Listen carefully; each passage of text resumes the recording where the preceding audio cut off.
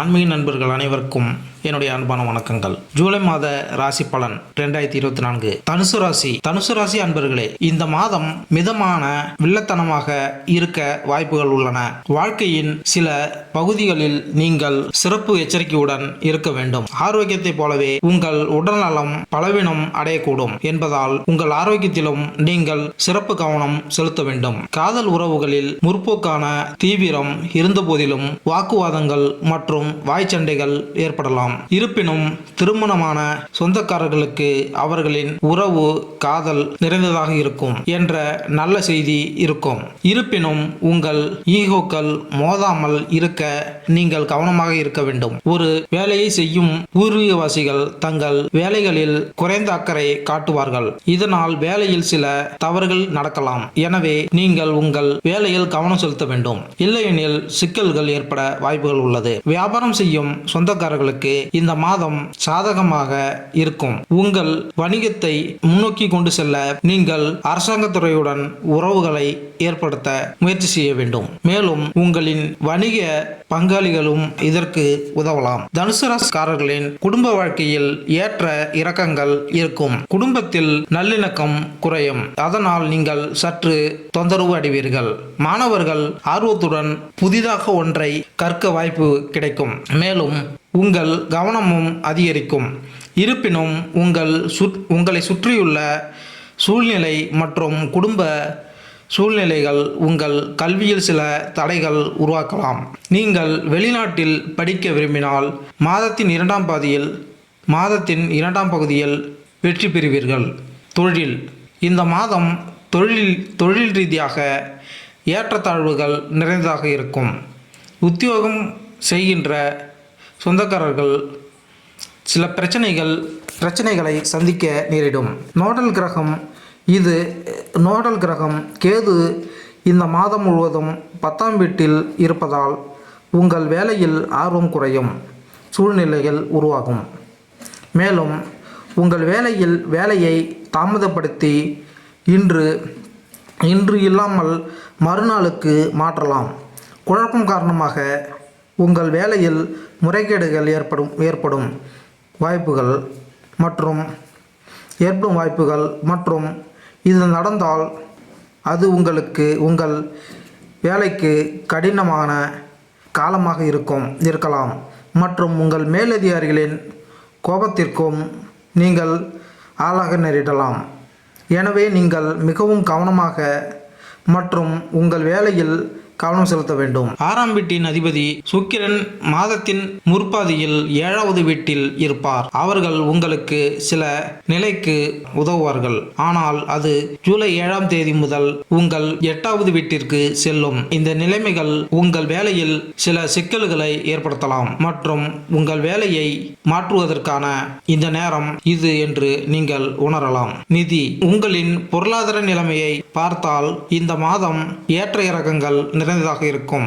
வியாழன் கிரகம் இந்த மாதம் முழுவதும் 6ஆம் வீட்டில் இருப்பதால் நீங்கள் நல்ல விஷயங்களுக்கு செலவிட வேண்டியிருக்கும். நீங்கள் செலவுகளை செய்வீர்கள். ஆனால் வழிபாடு மற்றும் மத நூல்களை ஓதுவதற்கும் மத ஸ்தலங்களுக்கும் பணம் செலவிடப்படும். உங்கள் வீட்டின் தேவைகளுக்காகவும் வயதானவர்களின் ஆரோக்கியத்திற்காகவும் நீங்கள் செலவு செய்யலாம். இந்த மாதம் எந்த வகையான கடனையும் வாங்குவதற்கு பொருத்தமானதாக இருக்கும். ஆனால் நீங்கள் எந்த கடனையும் திரும்பி செலுத்த விரும்பினால் மாதத்தின் முற்பகுதி மிகவும் சாதகமாக இருக்கும். இந்த காலகட்டத்தில் உங்கள் கடனை எப்படியும் திருப்பி செலுத்த முயற்சிப்பீர்கள். இது உங்களுக்கு பலனளிக்கும். 2ஆம் வீட்டின் அதிபதி சனி உங்கள் தைரியஸ்தானத்தையும் வலிமையையும் அதிகரிக்கும். இதன் காரணமாக உங்கள் பலம் மற்றும் முயற்சிகளின் உதவியுடன் பண பலன்களை பெறலாம். 11ஆம் வீட்டின் அதிபதியான சுக்கிரன் உங்கள் ஜாதகத்தில் 7வது வீட்டில் சஞ்சரிப்பதால் உங்கள் வாழ்க்கை துணையின் உதவியால் பண ஆதாயங்களை பெறலாம் மற்றும் உங்கள் வணிகத்தில் பண லாபத்திற்கான யோகங்கள் உருவாகும். ஆனால் உங்கள் வாழ்க்கை துணைக்கு செலவு செய்ய வேண்டும். உங்கள் பிறந்த ஜாதகத்தின் 8ஆம் வீட்டில் சுக்கிரன் திடீர் சஞ்சரிப்பதால் சில பண பலன்களை பெறலாம். ஆனால் உங்கள் செலவுகளும் அதிகரிக்கலாம். எனவே பணத்தின் சரியான நிர்வாகத்தில் கவனம் செலுத்த வேண்டும். காதல் மற்றும் திருமண உறவு. நீங்கள் ஒரு காதல் உறவில் இருந்தால் 5வது வீட்டில் உள்ள செவ்வாய் உங்களை வெறித்தனமாக காதலிக்க வைக்கலாம். அதாவது உங்கள் காதலிக்காக எந்த விலையிலும் எதையும் செய்ய நீங்கள் தயாராக இருப்பீர்கள். இது உங்களுக்கு பொறுமையின்மையை அதிகரிக்கும். இதன் காரணமாக நீங்கள் அவசரமாக ஏதாவது செய்ய விரும்புகிறீர்கள். ஆனால் அவசரத்தின் விஷயங்கள் தவறாகி விடுகின்றன. உங்களுக்கும் அது நிகழலாம். இதன் காரணமாக உங்கள் அன்புக்குரியவரின் கோபத்திற்கு நீங்கள் பலியாக வேண்டியிருக்கும். இந்த நேரம் காதலில் நன்றாக இருந்தாலும் சில பிரச்சனைகளையும் கொடுக்கலாம். ஆகையால் சற்று கவனமாக இருக்க வேண்டும். ஜூலை 12ஆம் தேதி செவ்வாய் 6ஆம் வீட்டில் சஞ்சரிக்கும்.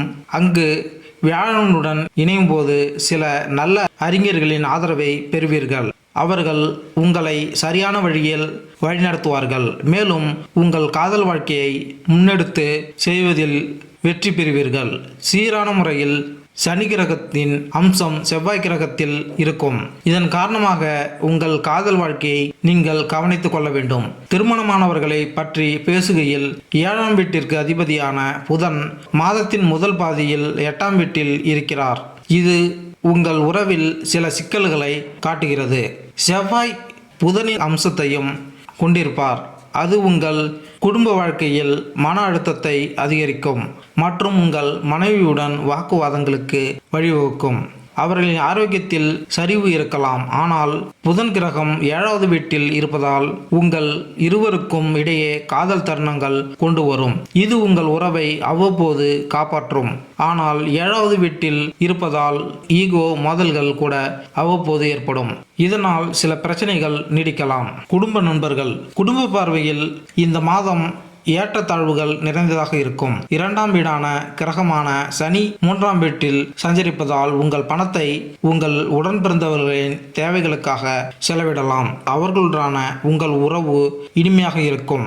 மேலும் அவர்களின் ஆதரவு உங்களுடன் இருக்கும். மேலும் அவர்கள் உங்கள் துணிச்சலுடனும் வலிமையுடனும் முன்னேற்றுவார்கள். அவர்கள் முன்னேற உங்களுக்கு உதவுவார்கள். குடும்ப வழியில் நிதி சவால்கள் உங்களை தொந்தரவு செய்யும்.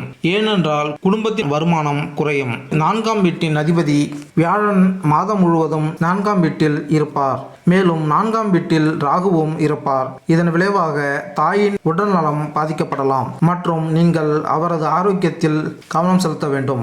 10ஆம் வீட்டின் ஆனால் பின்னர் 19ஆம் தேதி புதன் உங்கள் 9ஆம் வீட்டிற்கு நுழைவார். தந்தையின் ஆரோக்கிய நன்மைகள் மற்றும் குடும்ப சூழ்நிலை படிப்படியாக மேம்படும். இன்னும் 4ஆம் மற்றும் 10ஆம் வீடுகளில் ராகுவும் கேதுவும் அமர்ந்திருப்பதால் குடும்ப வாழ்க்கையில் சில பிரச்சனைகள் வரலாம்.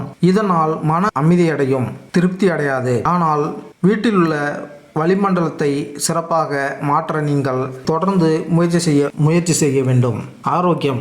இந்த மாதம் உங்கள் ராசிக்கு அதிபதியான வியாழன் நோய் வீடாக இருக்கும். 6ஆம் வீட்டில் இருப்பதால் இந்த மாதம் ஆரோக்கியத்தை பொறுத்தவரை ஓரளவு பலவீனமான பலன்களை தரக்கூடும். கல்லீரல், சிறுநீரக தொடர்பான நோய்கள் மற்றும் கொலஸ்ட்ரால் அதிகரிப்பு போன்ற மழையால் பரவும் நோய்கள் உங்களை தொந்தரவு செய்யலாம். மாதத்தின் தொடக்கத்தில் புதன் கிரகம் உங்கள் ஜாதகத்தில் 8ஆம் வீட்டில் தங்கி மாதத்தின் பிற்பாதியில் உங்கள் ஜாதகத்தில் சுக்கிரன் மற்றும் சூரியன் 8வது வீட்டிற்கும் செவ்வாய் கிரகம் 6ஆம் வீட்டிற்கும் வரும். உங்கள் ஜாதகம் மற்றும் கிரகங்கள் அனைத்தும் உங்களுக்கு உடல்நல பிரச்சனைகளையும் ஏற்படுத்தலாம். உங்களுக்கு காயம் அல்லது வாகன விபத்து அல்லது உடல் ரீதியான பிரச்சனைகள் ஏற்படுவதற்கான வாய்ப்புகள் உள்ளன. நீங்கள் கவனமாக இருக்க வேண்டும் மற்றும் இந்த பிரச்சனைகளை அறிந்திருக்க வேண்டும். இப்படி செய்வதன் மூலம் மருத்துவரிடம் ஆலோசனை பெறுவதன் மூலமும் நீங்கள் பாதுகாப்படைவீர்கள் மற்றும் ஆரோக்கியமான மற்றும் நல்ல வாழ்க்கை வாழலாம். பரிகாரம். சுத்தமான குங்குமம் அல்லது மஞ்சளால் செய்யப்பட்ட திலகத்தை தினமும் நெற்றியில் வைக்க வேண்டும். வியாழன் கிழமையன்று வாழை மரத்தை வணங்கி பீப்பல் மரத்திற்கு அதை தொடாமல் தண்ணீர் கொடுக்கவும். புதன்கிழமையன்று ஒரு கோவிலுக்கு கருப்பு எல் தானம் செய்ய வேண்டும். புதன்கிழமை அன்று புனித தாய் பசுவிற்கு உங்கள் இரு கைகளாலும் முழு நிலவு ஊட்ட வேண்டும். மேலும் இந்த வீடியோ உங்களுக்கு பிடித்திருந்தால் லைக் பண்ணுங்கள், கமெண்ட் பண்ணுங்கள், மறக்காமல் சப்ஸ்கிரைப் பண்ணுங்கள். நன்றி, வணக்கம்.